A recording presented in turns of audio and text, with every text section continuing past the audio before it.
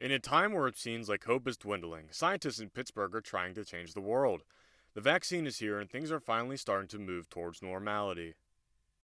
I am a senior research technician at the Center for Vaccine Research at the University of Pittsburgh. I work for a man named William Klimstra.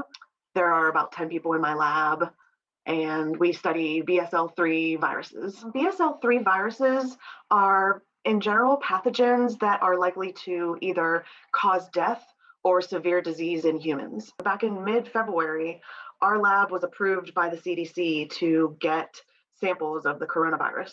We do use non-human primates. They are using the hamster model system to study coronavirus. What happens in a hamster is equivalent to what happens in the humans. There is a study with the School of Medicine at Pitt, and they were studying what is called a microneedle array. And it's kind of like a Band-Aid that you put on the skin, and that's how it would administer the coronavirus vaccine. The need to get a vaccine fast has made unprecedented changes for our lab. You may have heard about the spike protein of the coronavirus, which the spike protein is what would bind to the human ACE2 receptor, and that is how it actually enters the cell. I definitely think that we have a lot more to know. It's hard to remind yourself that as a scientist, you don't know long-term the protective effects. The ability to get vaccines out in under a year is amazing. We've also seen in the scientific world how fast we can put out our publications and let our knowledge be known around the world.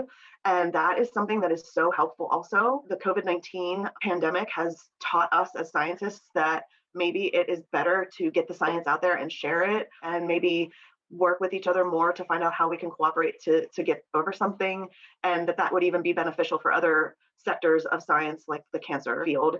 I just hope that we continue to do good research and do better learning about this disease for our teachers, for our frontline healthcare workers, for our kids to go back to school and have a normalcy again. There's so many reasons that we need to keep the coronavirus research going.